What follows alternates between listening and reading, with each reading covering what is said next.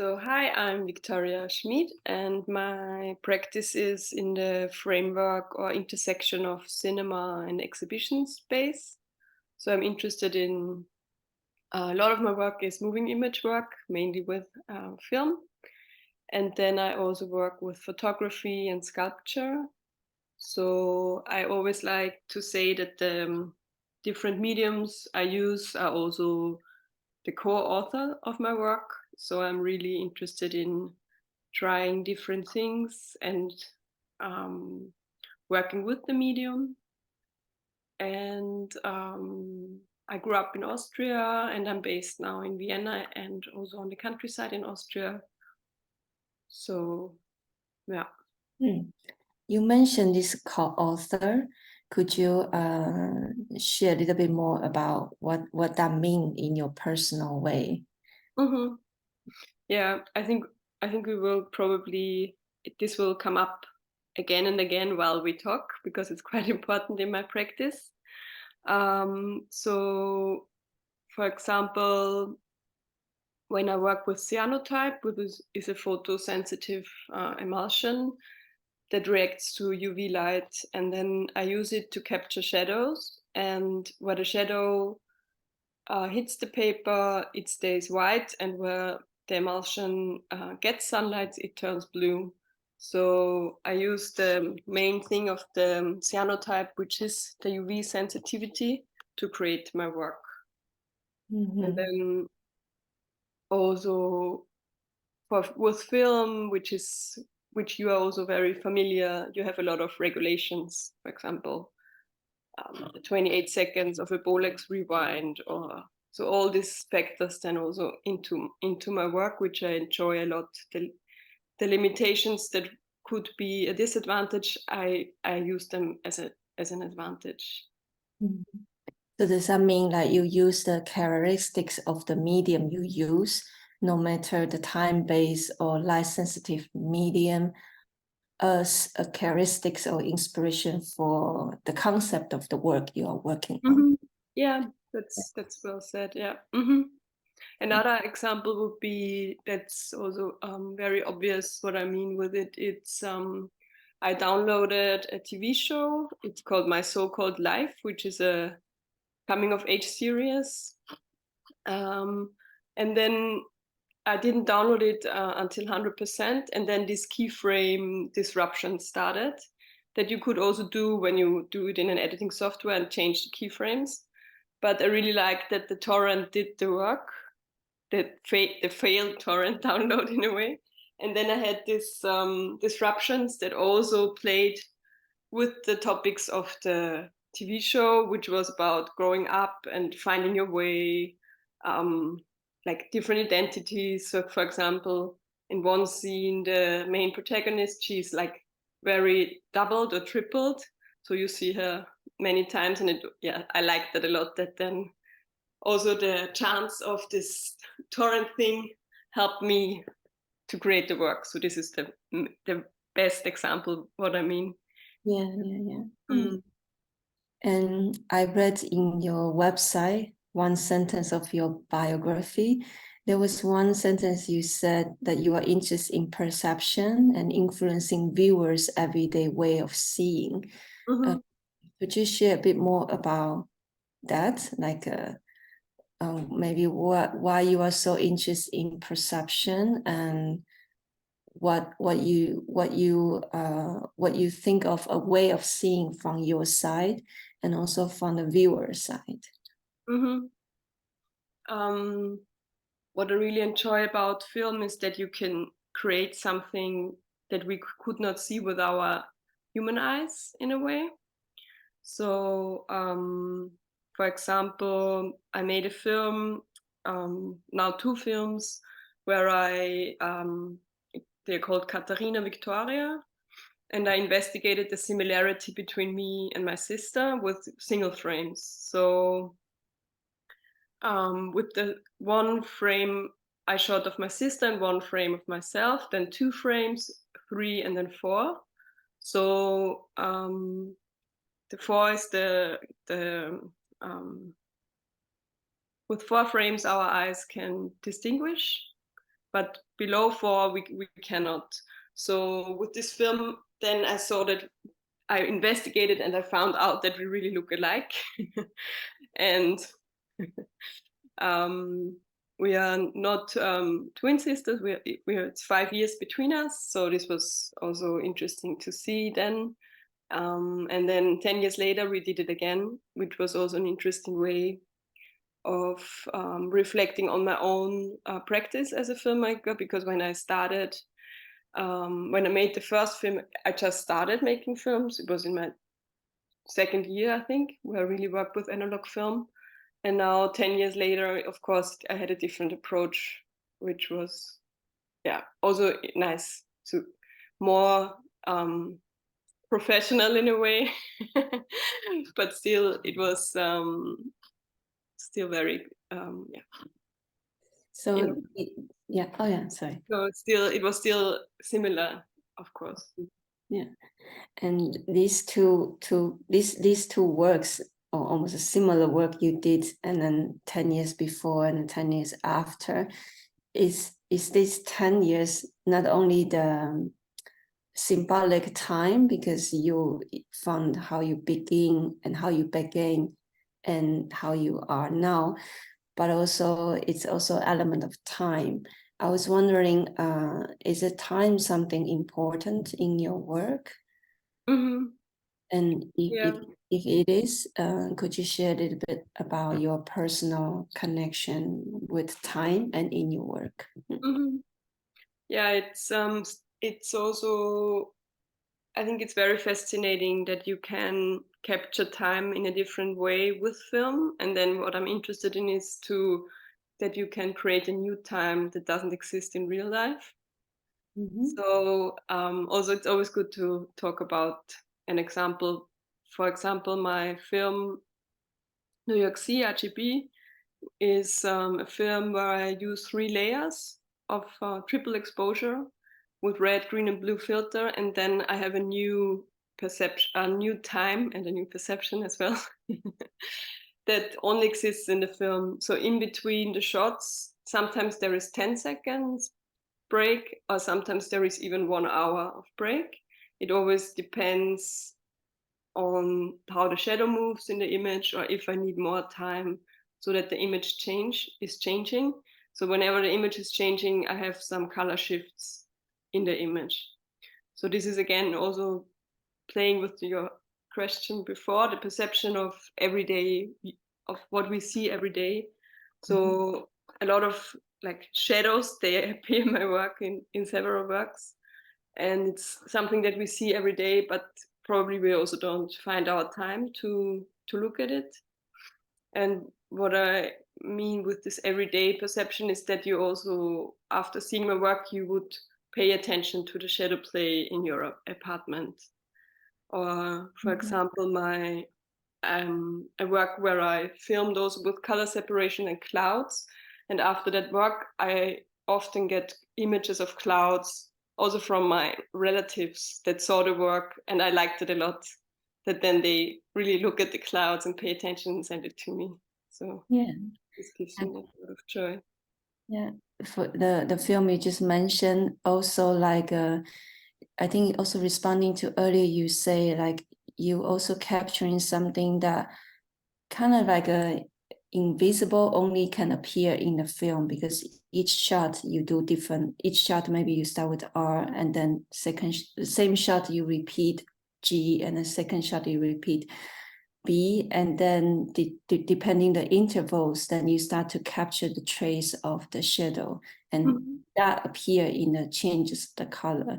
And usually we look at the shadow, but we wouldn't notice the shift that visibly from the film you show. Yeah. Yeah. And then RGB color separation, this is also one of your signature of your work, appearing quite a few in your practice. Could you share a little bit how this interest started? Yeah, because I think you started quite early, maybe from the installation already.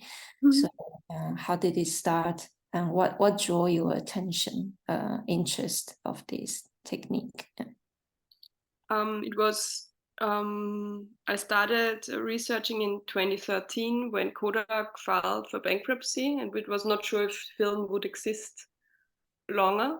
So now it's really great that this is also in the past because Kodak kind of found a new ground. But back then we didn't know if you could still work with the medium that we all like so much. So I started to research in the early beginnings of color film. And then I found the first color photo ever. The interesting thing is it's from a physicist and it's 8061. And he's called Maxwell, and he was interested not in making a photo, but he was interested in finding out the perception of the human eye, if it really splits red, green, and blue. Mhm. So he made this photo with red, green, and blue filter and black and white film and projected it on top of each other. And then he had the color image. And when I saw this, I thought, oh, wow, this would be a way to make my own color film with black and white film. So then I just tried it out, if it would work, if I would repeat it. And then it worked. And then I was searching for a motif which has movement in itself. And so I decided to film clouds as my protagonists because they are always moving, they are never still. And they're also like film, they are chemical, they're based on a chemical reactions, maybe. Yeah. And the work is called The Clouds Are Not Like Either One. They do not keep one form forever. And this was also one of my first works where I made an installation, which was also great for me because I like to make short films, really short films. And you're always in a short film program and you never know what is around your own film. It can be really beautiful and inspiring, but it can be also sometimes a little frustrating. So also you cannot choose the size of the screen or how the cinema looks, or so you're really, yeah. So that's why I decided to make also an installation where you have like the whole power of the how it looks, and all the things that are important in a cinema, for example, that people sit down and sit still, um, are then also advantages of my installation, or I play with it because in my installation I want people to walk around, because then they would walk before the projectors and would create new color shifts. So I also use not only one screen but 3 screens to show also how the technical aspect of the installation is through visiting the installation. So the first image you see is the image where the 3 projectors are on top of each other, and then you would walk into the room and see the other screens. Mhm. So yeah, then I enjoyed it to show it in a really small space or in a really huge space. And with this, I really like to show in both spaces, cinema and installation or exhibition space. And also the cinema or the screening of my films, it's more like the sum of all the screenings of one film is then my screening. So I really like also, as I said before, that it's always different, the program or the creating, but I do enjoy this also, but only if I'm in both spaces in a way. I could not be only in one. And from that installation, you also keep developing different work based on this color separation concept, right? So how was that process for you? You mean the works that followed the clouds installation? Yeah. I then also, what I really enjoy and like is also to make little archives of different things. So now I have also an archive or a series of different shots or different motifs in the same technique with black and white and color filters. So I also filmed water.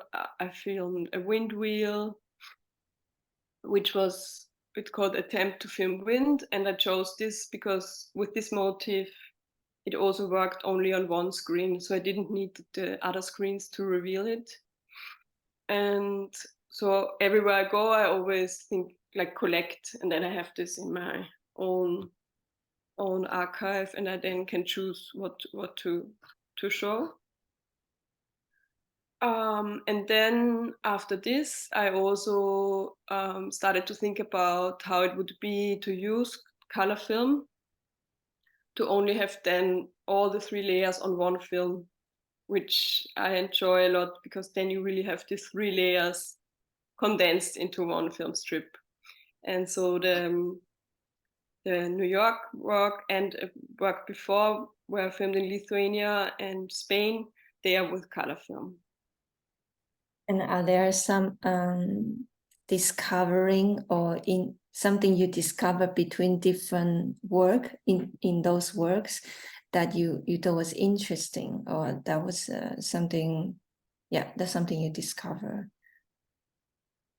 What I like, the main thing, what I'm still don't know, or what I'm like, my question is how these primary colors really affect us in a very direct way. So I get a lot of reactions when people see it, and I think it's because of the primary colors. Mm-hmm. The people really are drawn to it in a way also. Yeah. That's my This research. yeah, that sums it up for all the work. And then what else? What I discovered when I shot, so I since 2014 I work with this technique, and then I shot in 21 in New York, and it was really interesting and nice to see how I really can enjoy the process now, and how it affects you when you make the technique your own. So it was a lot. It was so much. It was the best, the most joy I ever had during a shoot, so which was really nice. So all these little things that you have to test, like which f-stop to reduce, and yeah, all this technical aspect, and how to fix the tripod that it's really not moving, so that you really have the same shot, and all these little things that then sum up in a way. And I enjoyed this. Yeah, So because that work was you made during your residence in New York. Mm-hmm. It was 2 times, or was just the? No, it was actually in 2020 I started to shoot, and then the pandemic hit, and then I went back, and so so it's 2 years later, in 2022 I returned, and then I shot again.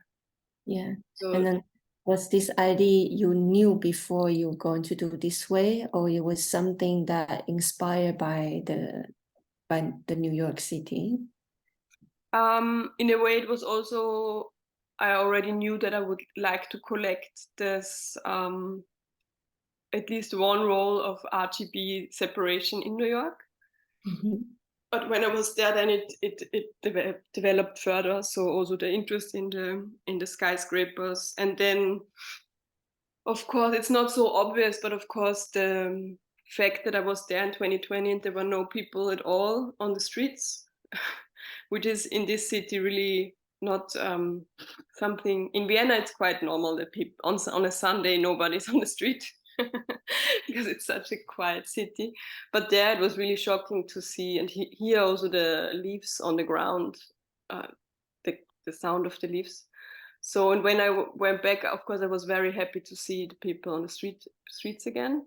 So this is also, I think it's also in the film in a way, but I'm glad that it's not so.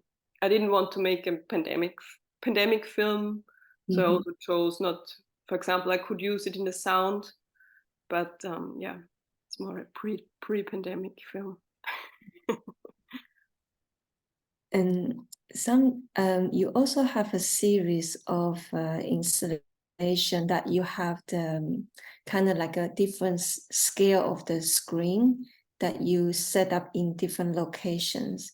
And then some of the description often sounds really like very poetic, like a cinema with light or waiting light. Could you share a little bit about this series of installation, a proposal to project? Yeah. So it started when I was spending 1 month in a national park, also as part of a residency. And I was walking around a lot and didn't see anyone because there are no other humans, or you only meet little animals. And then I started to think also about that you always have to take a frame. So you always have to make a selection whenever you film or take a photo. And then quite in a few days, I set up the screen also in later the word monument appeared also as a when I was in Lithuania, actually. So for me, it's also like a monument for my love for cinema, and also what cinema or experimental film provides you with this time and space to sit still and look and see closely. And this is also something that I enjoy in nature that you can do. So this is something that for me is a little bit the same, and I wanted also to bring this together. And then the screen is in 4:3 format, so it's the format I'm most used to, working with 16. And I shot then a portrait film, and the screen is the protagonist, which the idea is behind that the screen always needs to become invisible, to become a mirror, a window to the world. But in my series, they are the main protagonists. And I think later you also did different scales with 35. And so how did that started? Yeah, then I had, so the idea is that I would make all or like many formats that exist, and then in the end they could be shown together, and then it would be also like a celebration of aspect ratios. So if you show all the films, the curtains of the cinema always have to change, and so this is the idea. So the next one I made was so I made one which is called it's a like Viktoria scope, which is also a joke and reference to the early color film systems that were always named after their inventors. So it's a fictitious one because it's 4:1. So it's yeah, that's also something that deals with all these regulations that you have, the technical regulations. So you have to measure the light and use the f-stop number, and so it's all the things that you have to follow to get your image. And then the third screen I made is in scope. So I decided to I was searching for a landscape that also like is a reference to Western films, where this ratio was used often. And I found this amazing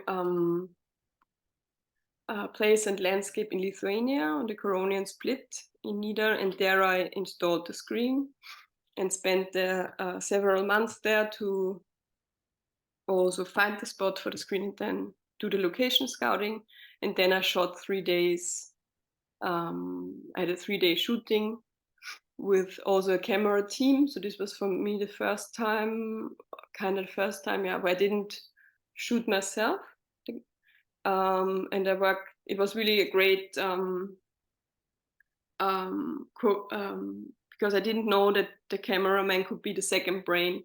So I was really lucky with my cameraman who also said afterwards that he didn't want to change too much because he knew that I was shooting it usually myself. So it was really, I enjoyed this a lot. So this was also interesting, like that you can, with 16 you can shoot on your own, and then with 35 it's more difficult, and also to use this in the film, not only the technical aspect but also the social aspect of it, to work together. And then because you mentioned this project, it reminds me that you mentioned that you base in Vienna, but you also have another place in the nature or countryside of Austria. And then I also feel you have done a lot of artists in residency. And then your work, even it's based on cinematic or exhibition work, but sometimes you combine with a natural aspect, for example, in this installation. So my question is, what was your personal connection with cinema and nature in this case? And then how does the way you live influencing you? And then also how this artist in residence in different places has been part of your creation? Mm. Mm.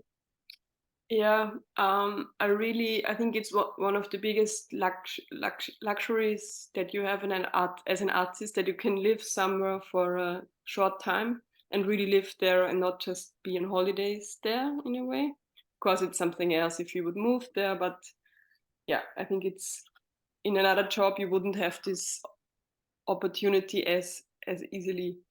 And most of my work I created not in Vienna, for example. So it's really it's really important for me to go somewhere else. And then how also, maybe it's also about perception, how you perceive something new when you go somewhere else. Your perception is like much wider than in your everyday life. So also coming back then from somewhere else, you see your own city differently, and this is very important for me. I could not just stay in one place. um, yeah, so I don't know, maybe also Vienna is a great city to also, because for an artist it's really great, but sometimes I think it's quite interesting that I always have to go away to create work in a way. Mm-hmm. But of course I'm also doing stuff here, but maybe the inspiration is somewhere else. Different, because Vienna is also a place you start. Maybe we can go to, like, I think you were starting also as part of the artist run film labs, but then you have a different process. Could you share a little bit, how did you start with working with analog film and discovering all those interesting elements that you are now bringing into your practice? Mm-hmm. So so in the beginning I was a musician and drummer, and I didn't, this is or actually I was a DJ I started DJing with my sister when we were 16, living on the countryside. This was my starting of not with moving image work. And then I studied film history, and I discovered experimental films while I studied, and I liked them a lot. And then I attended the Friedl Kubelka School, and it was really nice and a very important point in my life where I uh, learned how to do it myself, that I could make this kind of films myself. And in the beginning, working in the darkroom was also very important and also very freeing for me, that you can shoot and process yourself. So still in the clouds installation, it was very important for me to develop it myself and print it myself. And I made a lot of contact printing films as well. And then after the Kubelka School, I co-founded the Film Club Wien with 10 other colleagues from the school. And then I think I was an active member for 10 years. So from the beginning, all the things that you have, like the whole organization and repairing and everything. So I also created screenings there and workshops, and yeah. And then it shifted a little bit, that my interest in the darkroom was not so important for me anymore to do it myself. And also for example, the Lithuanian film, when you spend kind of 2 years planning on everything and have 3 days of shooting, it was just very important for me to send it to the lab and get the clean image back. I think if I'm still know that I will be back in the darkroom at one point for another project, so it's not completely out of my practice. And the cyanotype they are a darkroom based work actually. It's not so, it doesn't need to be as dark as with film, but still. With this cyanotype work, because you have been capturing the traces of the shadow, but also you have some contact that you place some kind of object like projector or I think developing tank or something on top of the paper. So how was that process? Like why you choose cyanotype? It's the cyanotype started because of the shadow, because I liked the correlation that I was talking in the beginning with the light and shadow. And for the other series, which is called Works Witnesses, it wouldn't be so important that it's cyanotyped, but it's just a process that that is very it's just a process that I like also a lot. So I could also do it with black and white photogram images actually. And now I collected also, I made photograms of my own tools that I use. And I also asked other colleagues and friends to give me their most important tools that they use. And then I make a portrait, it's like a portrait of them through the tools they use. Because you in your practice, some of your practice sounds a bit like you have some process of collecting, almost like an archiving. For example, when you do with the color separation technique, you capture you capture the clouds, you capture the water and the different object, let's say, or elements. And then also with this contact or like tools collection, it's also like a portrait. And then so is that something you always interested, or what I want to ask is what drew your attention to this process of archiving or collecting or almost like a portrait documenting? Maybe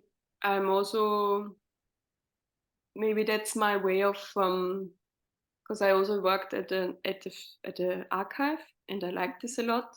So I think that's my way of having my own archive. So that's interesting because what you like about archive? Important part for you, yeah. The work as an archivist that's quite simple to explain. It's very satisfying to like write numbers on film cans and put them in a shelf, and then the work is done. And I really like to have an order of something or like a list. I like lists also, which is also a little frightening. So, and then another point of view could be that it's also great to have these companions. So these works are my companions, and wherever I go, I collect again. And I cannot really tell you why it gives me satisfaction, but it's just great to have these little archives. I don't know. It's also, also the shadows I collect wherever I go. So I also have this, maybe it's also about memory or like the lifespan you have, that you can kind of capture it in a way. The strange thing of time, we're back to the time thing. So that's also a way to deal with time and passing of time, to have this distillations, also like a distillery of time and space. That's maybe one of my main interests. And then you say you collect all those time wherever you go. And does that mean that you always have a camera with you, or in certain way of capturing, or how does that work? No, actually, I do not take my camera everywhere I go. That's also what I like, this limitation that you don't have to, or that you cannot shoot all the time and really plan. And then when I'm shooting, it's a very concentrated and very special time. Mhm. So probably, I don't know, if film would be not as expensive, maybe I would also shoot more, I would say. Yeah. But I could also shoot digitally and I don't do it. So I also don't take a lot of photos with my iPhone. It's not so important for me to do that. Mhm. Because then it's this special time of the year where I film, and I do enjoy that a lot. You mean special time of the year? Does that mean the time you plan, or there is a special period of time of the year that you really into filming? Yeah, whenever I film, this is not a month or not every February I shoot, just the time whenever I shoot, this is then the special time. Okay. And Mm. because I heard you say about the list, because you're really into list. I was wondering if that also affect the way you do test. For example, with the series of RGB, especially when you were mentioning you had to figure out the f-stop and then all those layers, more technical part. So do you do a lot of could you share a little bit how do you figure those things out by yourself?